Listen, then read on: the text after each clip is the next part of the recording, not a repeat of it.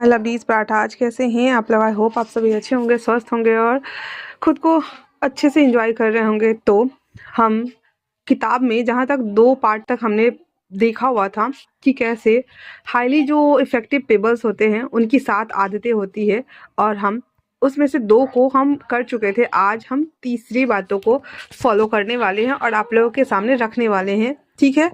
तो तीसरे हेडलाइंस जो थी वो था कि पहले चीज़ों को पहले रखो। खुद को प्रभावी ढंग से मैनेज करने के लिए हमें ज़रूरी चीज़ों को पहले रखना चाहिए। खुद को प्रभावशाली तरीके से प्रबंध करने के लिए हमें कुछ महत्वपूर्ण चीज़ों को पहले रखना होता है।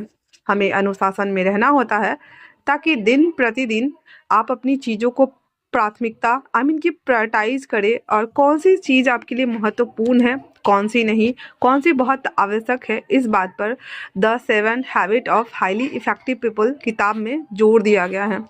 दूसरी आदत में हमने चर्चा की थी अपनी वैल्यू को निर्धारित करने और उन्हें समझने के लिए क्या लक्ष्य निर्धारित करने हैं, उन्हें हासिल करने के लिए। आदत 3 में लक्ष्य निर्धारित करने के बाद हमें उन्हें दिन प्रतिदिन पल पल प्राथमिकता देना है। अनुशासन बनाए रखने के लिए और लक्ष्यों के ट्रैक पर फोकस बनाए रखने के लिए हमारे पास कुछ करने की इच्छा शक्ति, विल पावर होनी चाहिए। हमको इच्छा के हिसाब से नहीं बल्कि अपने मूल्यों के हिसाब से काम करना चाहिए। सारी गतिविधि को 2 कारकों में बांटा जा सकता है, अत्यावश्यक और महत्वपूर्ण। हम अत्यावश्यक मैटर्स पे रिएक्ट करते हैं, जो चीज़ें ज़रूरी नहीं हैं उन पे हम अपना समय बर्बाद करते हैं। इसका मतलब है हम क्वाड्रेंट 2 को अपेक्षा करते हैं जो कि हम सबके लिए ज़रूरी होता है। इस बात पर 7 habit of highly effective people किताब में जोर दिया गया है। अगर हम क्वाड्रेंट पर फोकस करते हैं और अपना समय समस्याओं पर लगाते हैं तो वो और भी बढ़ती जाती है। जब तक कि वो हमें खाना ले, हमें निगलना ले, ये हमें तनाव, जलन, गुस्सा, एंजाइटी, फ्रस्ट्रेशन के लेवल पर लेके जाता है जो कि हमारे अंदर से आग की तरफ बाहर निकलता है। अगर हम 3 क्वाड्रेंट पर फोकस करते हैं, ज़्यादा उन मैटर्स पर जो हमें बर्बाद करते हैं, जो हमें आवश्यक लगते हैं, लेकिन ये सच नहीं है। सच ये है कि उन मैटर्स की आवश्यकता दूसरों की प्राथमिकता और उम्मीदों पर आधारित होती है। ये शॉर्ट टर्म फोकस नियंत्रण से बाहर है, उथले और टूटे हुए रिश्ते की तरफ ले जाते हैं जो कि बहुत ज़्यादा उलझे होते हैं। ये लोग खुद में ही इतने ज़्यादा उलझे होते हैं कि उन्हें हमारी मौजूदगी का एहसास तक नहीं होता। अगर हम 4 क्वाड्रेंट पर फोकस करते हैं तो हम जीवन में जिम्मेदार नहीं होते। ये ज़्यादातर नौकरी से निकाले जाने का कारण, दूसरों पर निर्भर रहने का कारण बनता है।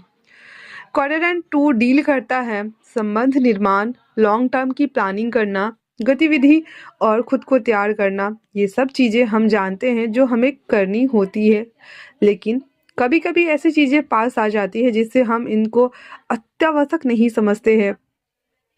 क्वाड्रेंट 2 पे फोकस करने के लिए हमें दूसरी गतिविधियों को नहीं बोलना होगा, क्योंकि कभी कभी जो ज़रूरी लगता है उसे करने के लिए प्रभावी होना ज़रूरी है।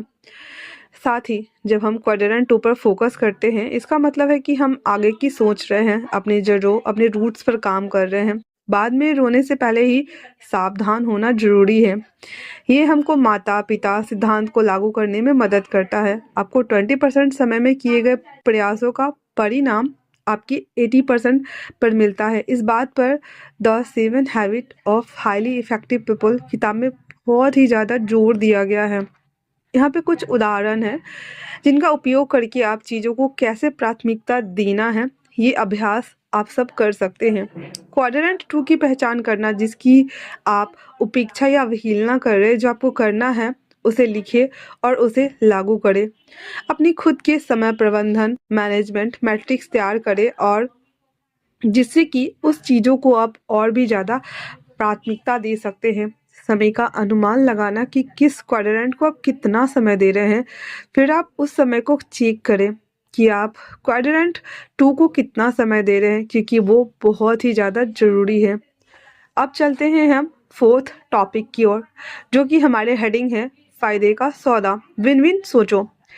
एक बहुत ही अच्छे प्रभावी संबंध के लिए हमें जीत की स्थिति की तरफ प्रतिबद्ध कमिटेड होना होगा, जो दोनों तरफ से सेटिस्फाइंग और लाभकारी होगा। जीत की मानसिकता वाले लोग नहीं चाहते कि कोई और हारे। वो हमेशा अपने लक्ष्य को निर्धारित करते हैं और वहां पहुंचने के लिए रास्तों का निर्माण करते हैं और एक एक करके कदम बढ़ाते जाते हैं।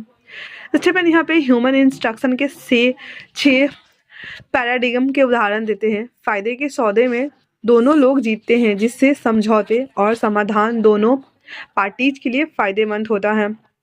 जीतना और हारना, अगर मैं जीता तो तुम हारे, ये लोग अपना रास्ता बनाने के लिए पद, शक्ति, साख और व्यक्तित्व का इस्तेमाल करते हैं। तीसरा है जीतना और हारना, मैं हारा तो तुम जीते। इन लोगों को बहुत आसानी से प्लीज किया जा सकता है। इनको लोकप्रिय होने और स्वीकार होने से ताकत मिलती है। चौथा है हारना। हारना, इस स्थिति में दोनों पार्टी हार जाती है। जब दो जीत हार लोग मिलते हैं, तब दो दृढ़ निश्चयी, जिद्दी, अहंकार, ईगो से भरे दो लोग मिलते हैं, तो ऐसे परिणाम आपके सामने आते हैं। जीतने वाले लोग में ये मानसिकता नहीं रखते कि किसी को हराना है, बल्कि उनके लिए ये महत्वपूर्ण है कि आखिरकार वो लोग क्या चाहते हैं आपसे और उनको क्या मिला है आपसे।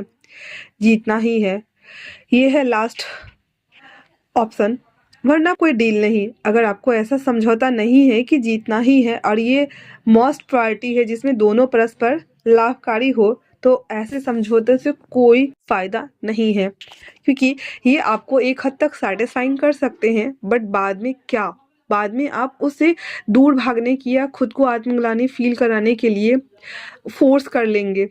सबसे महत्वपूर्ण कारक है कि जो जीत की स्थिति को हल करता है वो खुद में ही बहुतायत मानसिकता, अबंडेंस मेंटालिटी की सोच को बनाए रखना और ये विश्वास करना कि दुनिया में सबके लिए बहुत चीज़ें बहुतायत में उपलब्ध है।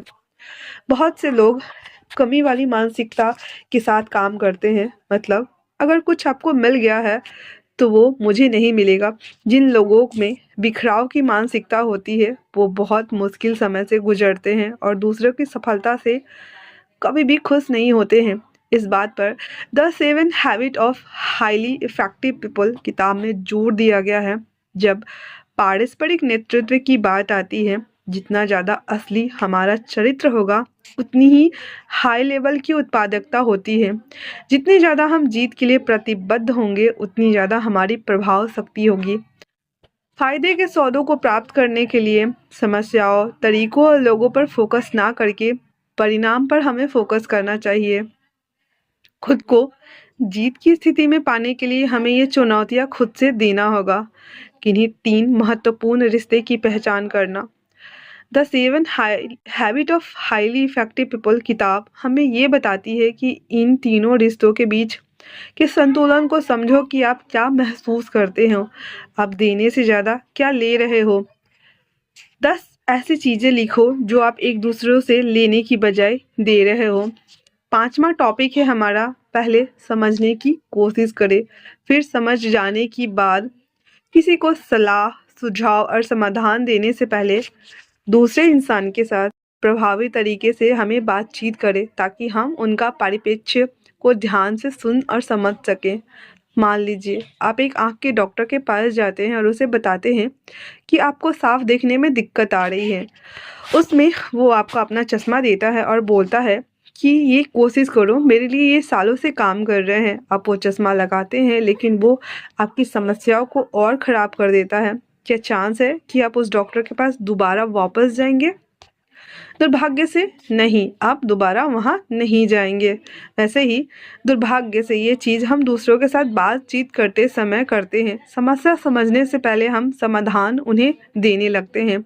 आदत 5 कहती है कि समझ जाने से पहले समझना होगा और समझने के लिए हमें सुनना सीखना होगा। किसी को हम सुनेंगे तभी जाकर के हम उसे प्रभावी तौर से उसे कुछ समाधान दे पाएंगे। किसी को प्रभावी ढंग से सुनने के लिए मौलिक रूप से आपको अपने आप को बदलना होगा। आपको उस लायक बनना होगा ताकि लोग आपके सामने एक खुली किताब की तरह पेश हो सके और आप उस किताब के ऊपर कुछ लिख सके, आप उन्हें सजेस्ट कर सके, बता सके, ताकि लोग आपके सामने में आपको अपनी बात रख सकें। हमें सबसे पहले समझना होगा कि ज़्यादातर लोग जवाब देने के लिए सुनते हैं लेकिन समझते बिल्कुल भी नहीं हैं। वो लोग हर समय या तो वो बोल रहे होते हैं या फिर बोलने की तैयारी कर रहे होते हैं। मान लीजिए कि एक ने कहा और उनकी बात खत्म हुई और आप स्टार्ट कर देते हैं। स्टीफन बताते हैं कि संचार विशेषज्ञ ये अनुमान करते हैं कि 10% संचार हमारे शब्द का प्रतिनिधित्व करते हैं, 30% हमारी आवाज़ का प्रतिनिधित्व करती है, 60% हमारी बॉडी लैंग्वेज का प्रतिनिधित्व करती है। अब हमें आदत संख्या 5 का दूसरा हिस्सा, जिसमें यह समझना है कि ये उतना भी मुश्किल नहीं है जितना जीत की स्थिति को पाना।